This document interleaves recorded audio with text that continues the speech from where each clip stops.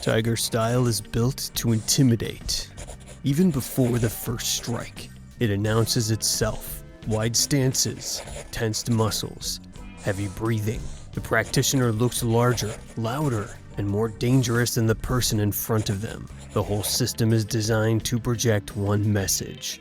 I am coming forward, and I will break you. And against many opponents, that works. Fear freezes people, pressure overwhelms them.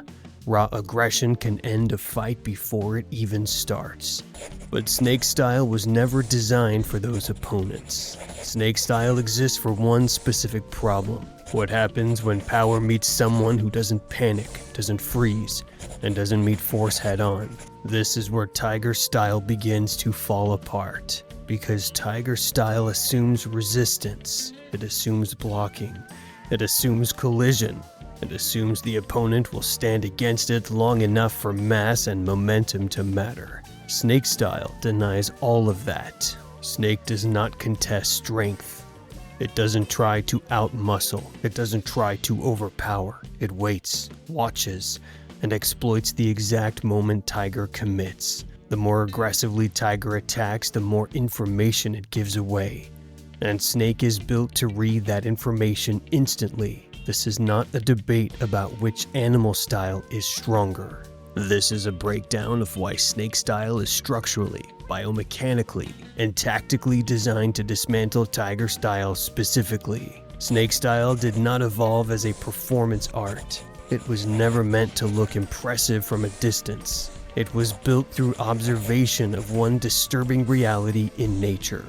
Snakes generate lethal speed and precision without limbs, leverage, or mass. Long before Shaolin formalized martial systems, ancient Chinese cultures were already studying serpentine movement. Archaeological evidence from Neolithic pottery shows coiling postures and forward-thrusting shapes dating back thousands of years. These weren't decorative, they reflected early combat principles: compression, release, and precision. The core question early fighters tried to solve was simple but profound. How does something so small strike so fast and so accurately, without preparing the strike in advance? The answer wasn't muscle, it was mechanics. When Shaolin later organized the 5 animal systems, each animal represented a different combat solution. Tiger emphasized bones, structure, and external force. It trained practitioners to dominate through physical pressure. Snake took the opposite route. Snake focused on internal coordination, breath control, spinal alignment, minimal motion, maximum effect. As Shaolin martial arts spread southward, Snake Style became even more refined. Southern China presented environments where Tiger Style tactics struggled. Narrow streets, boats, hallways, and unstable footing. Large stances and charging attacks became liabilities.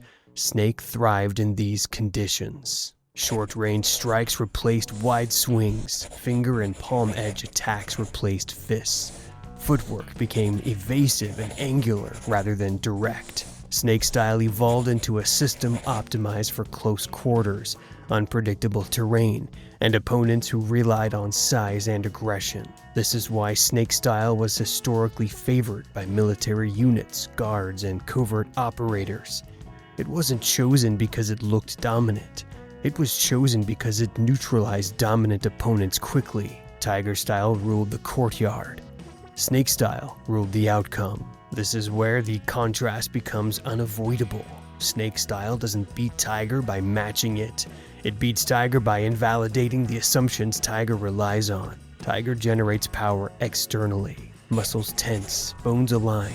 The body becomes a single rigid structure designed to drive force forward. This creates heavy impact, but it requires commitment. Power must be loaded before it can be released.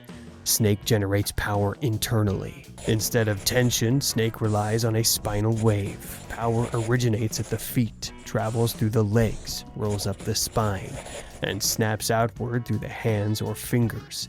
The body remains relaxed until the final instant. This difference is critical because tension slows initiation. Measured biochemical analyses show that whip-like kinetic chains, such as those used in snake-style strikes, achieve peak acceleration faster than mass-driven punches. The commonly cited figure is roughly a 22% speed advantage. That gap is enormous in combat. Tiger must begin its strike earlier to generate force. Snake can strike later and still land first. In real time, that means Snake intercepts Tiger mid-commitment, before the strike has fully developed. Tiger cannot hide its attacks. To hit hard, Tiger must load the shoulders, lock the hips, and shift weight forward. These preparatory actions create visible cues. Experienced Snake practitioners train specifically to read these cues. Snake does not wait for the strike to arrive. It moves the moment intention becomes visible. A slight shift of weight, a rotation of the torso, a tightening of the shoulders. That's enough. Snake responds with small evasion, a sway, a step offline, a subtle rotation of the spine.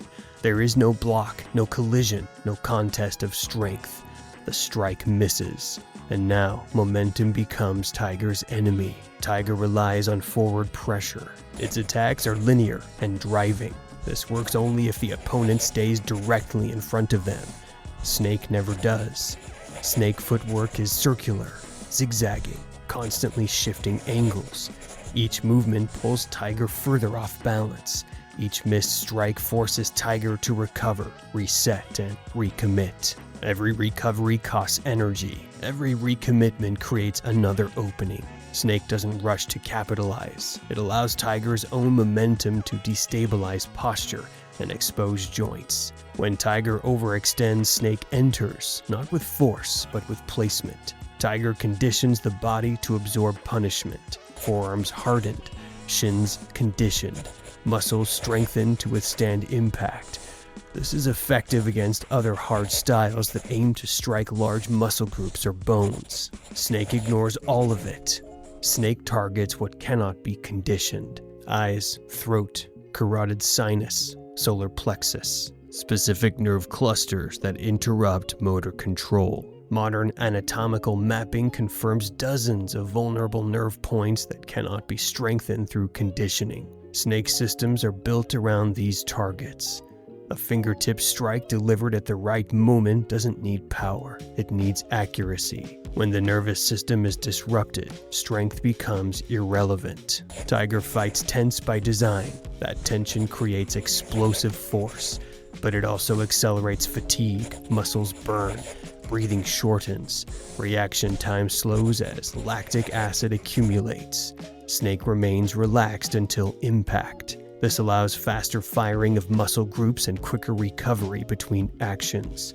Snake breathing emphasizes controlled exhalation, preventing adrenaline overload and maintaining fine motor control. Tiger roars to amplify aggression. Snake hisses to regulate the nervous system. This physiological difference matters. Precision techniques fail when fine motor control deteriorates. Snake style preserves it longer. Tiger style uses intimidation as a weapon. Aggression is meant to trigger fear, hesitation, or reckless counterattacks. Against untrained opponents, this is devastating. Snake style is trained to remain emotionally neutral, rather than reacting to aggression. Snake practitioners observe patterns, breathing rhythm, balance shifts, center of gravity. Emotional detachment allows better decision making.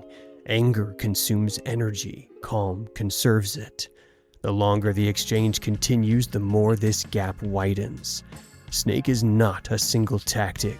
It is a system with specialized branches. Python techniques neutralize Tiger grappling by wrapping limbs, applying chokes, and attacking joints rather than muscles.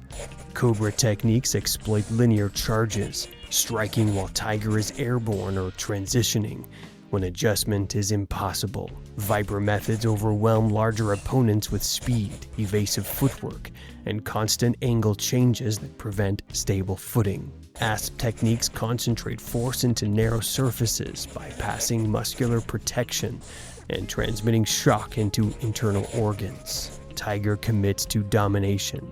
Snake adapts continuously. Adaptability always wins prolonged conflict.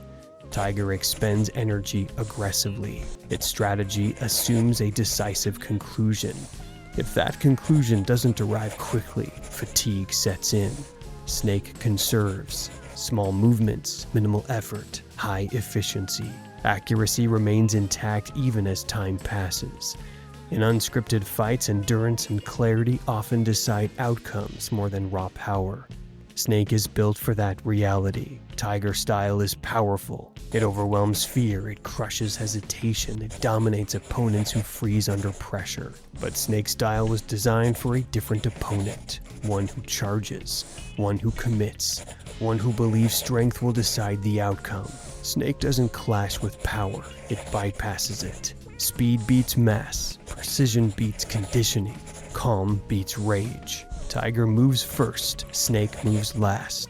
And in real combat, the last movement is the only one that matters. If you want to go even deeper into martial arts myths, real fight mechanics, and styles that actually work under pressure, watch the next video on your screen right now.